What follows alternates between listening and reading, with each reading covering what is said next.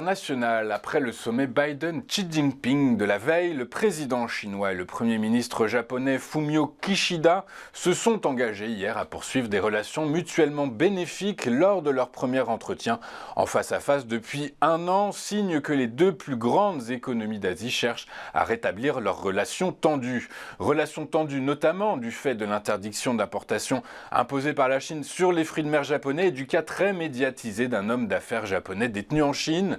Bien que depuis 2008, les deux superpuissances asiatiques se soient engagées à poursuivre une relation mutuellement bénéfique basée sur des intérêts stratégiques communs, les points d'achoppement ont été nombreux, au premier rang desquels la question taïwanaise, mais également la remilitarisation du Japon. Autre point de contentieux, les îles Senkaku, véritable point stratégique doté d'un fort potentiel en hydrocarbures et de ressources pour la pêche que Tokyo et Pékin se disputent depuis 1971. Mais selon les experts, le but recherché par les équipes diplomatiques chinoises serait plutôt motivé par la crainte de voir les efforts de coopération entre Washington, Tokyo et Séoul déboucher sur une montée en puissance des États-Unis dans le Pacifique, et ce face à une Chine en plein marasme économique. Je vous rappelle à ce sujet que le 18 août dernier, le président américain Joe Biden a accueilli le premier ministre japonais Fumio Kishida ainsi que le président de la Corée du Sud Yoon Suk-yeol à Camp David, sommet qui a débouché sur une déclaration commune baptisée l'Esprit de Camp David, dans laquelle les trois dirigeants ont condamné le comportement dangereux et agressif et les revendications maritimes illégales de la Chine ainsi que les provocations nucléaires et balistiques de la Corée du Nord. La journée d'hier était chargée en statistiques américaines et on commence avec la production industrielle qui a chuté plus que prévu le mois dernier à 0,7% contre une baisse modélisée de 0,3% par le consensus. Les grèves chez les constructeurs automobiles américains sont la raison principale de cette chute puisque la production de véhicules automobiles et de pièces détachées a plongé de 10% après avoir reculé de 0,5% en septembre. Mais notons une bonne nouvelle sur ce front puisque nous avons également appris hier qu'environ 3900 membres du syndicat UAW a ratifié un nouveau contrat de 5 ans, mettant ainsi fin à une grève d'un mois chez GM. Cet accord, qualifié d'historique, verra le salaire de base des travailleurs augmenter de 20%, de 25%, mais globalement, le secteur manufacturier qui représente 11,1% de l'économie américaine a été freiné par la hausse des coûts d'emprunt, les dépenses d'équipement des entreprises ayant diminué au troisième trimestre. Toujours aux États-Unis, l'indice de confiance des constructeurs de la National Association of Home Builders a chuté pour le 4e mois consécutif en novembre, alors que les taux hypothécaires frôlent les 8%. L'indice est tombé à 34 en novembre contre 40 en octobre. Ceci étant, les données économiques récentes indiquent une amélioration de l'environnement des constructeurs et notamment le taux d'obligation souverain à 10 ans qui est revenu dans la cible des 4,5% et ce pour la première fois depuis fin septembre, ce qui contribuera à rapprocher les taux hypothécaires de 7,5%, voire à les ramener en dessous selon les analystes.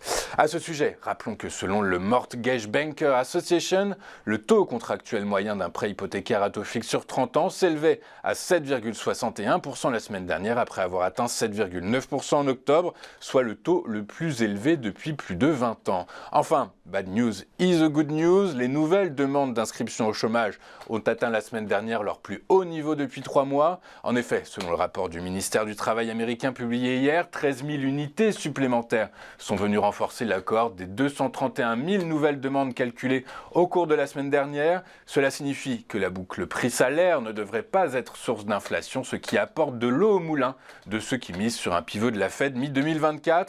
Et ils sont toujours aussi nombreux puisque, selon l'indicateur FedWatch, près de 50% des contrats à terme sur les fonds fédéraux anticipent un renversement du cycle de hausse dès le 1er mai prochain.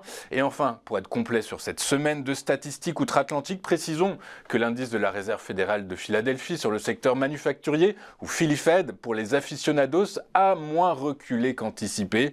Il est ressorti à moins 5,9 contre un repli de 9 modélisé par le consensus, niveau également observé au mois d'octobre. Je vous rappelle qu'à ce sujet, un niveau en dessous de 0 indique une détérioration des conditions générales d'activité des entreprises à Philadelphie. Des résultats trimestriels encourageants et le versement des premiers dividendes de l'histoire de ce groupe suffiront-ils à compenser l'énorme raté du projet de spin-off d'Alibaba? C'est la question que doivent se poser les actionnaires du géant chinois du commerce électronique qui a annoncé hier mettre fin à son ambitieux projet de scission dans son activité cloud. Selon le top management, les raisons invoquées sont les récentes mesures prises par l'administration Biden pour étendre les contrôles à l'exportation sur les puces IA et les équipements de semi-conducteurs. Par ailleurs, le groupe chinois a suspendu le projet d'introduction en bourse de sa filiale de distribution alimentaire Fresh Hippo. Après cette annonce, le titre a reculé de 7,13% à la bourse de Hong Kong et les actions du groupe coté à Wall Street se sont également effondrées de 9,14% à 71 $ et 11 cents. Il est désormais temps de voir ce qu'il s'est passé sur la planète financière. Et en Europe, patatras, les principales places boursières ont clôturé la journée dans le rouge après 3 séances consécutives de hausse. Une séance qui pourrait être assimilée à une pause après l'indigestion de statistiques macroéconomiques publiées tout au long de cette semaine 46, qui alimente la probabilité de voir les principales banques centrales de la planète inverser la trajectoire de leur politique monétaire.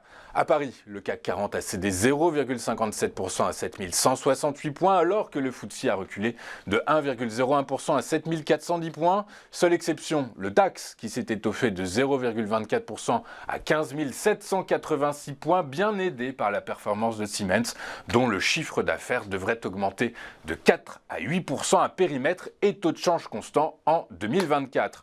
Aux États-Unis, les investisseurs ont été tiraillés entre résultats et guidance d'entreprises mitigées et la poursuite du recul des taux souverains.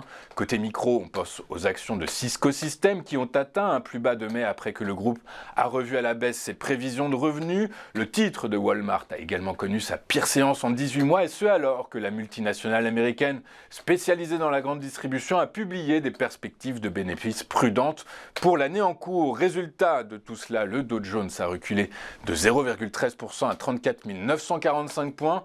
Le S&P 500 a gagné 0,12% à 4508 points. Le Nasdaq Composite a lui grappillé 0,07% à 14 113 points. En Asie ce matin, tiré par la microéconomie locale, le Nikkei a gagné 0,48% à 33 585 points.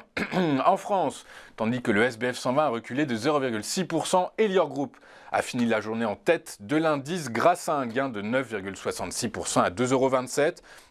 Le titre du spécialiste de la restauration collective a bénéficié d'un relèvement de recommandation de Tipeee High Cap Mid Cap, passant de conserver à acheter et avec un objectif de cours porté à 2,50 € contre 2,30 € précédemment. A l'inverse, Clariane, anciennement Corian, a fini lanterne rouge à cause d'un projet d'augmentation de capital de 300 millions d'euros. L'action du numéro 1 mondial de l'accueil des soins et de l'aide à domicile pour les personnes âgées a reculé de 11,65% à 2,79 €. Sur le marché des rendements souverains, le prix des obligations d'État a pris de l'épaisseur alors que l'analyse des statistiques de la semaine laisse entrevoir un ralentissement des principales zones économiques mondiales.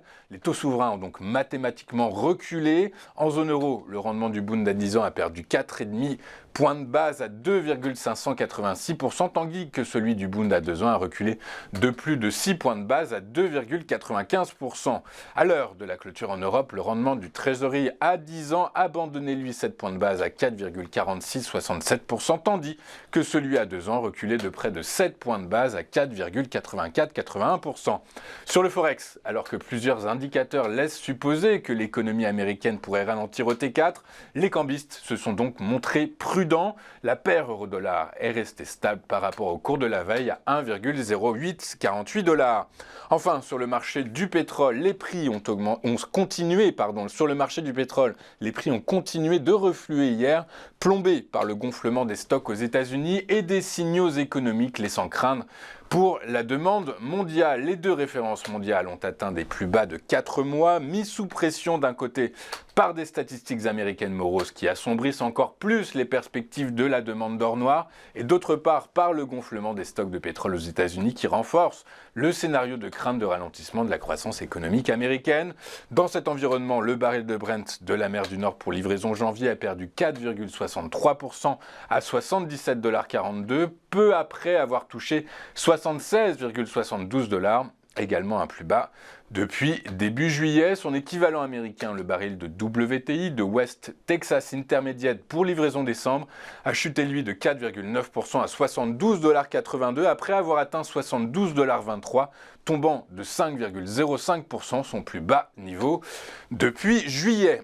Nous allons marquer une toute petite pause dans cette édition du 17 novembre et léger petit changement de programme puisqu'au lieu de retrouver Antoine, nous allons retrouver sur le plateau de TV Finance Eric Galliet qui va dresser pour nous le bilan de cette semaine écoulée en nous faisant part de son avis, de son analyse quant à l'implication des principales actualités macro, micro et géopolitiques sur l'évolution des indices mondiaux. A tout de suite sur TV Finance.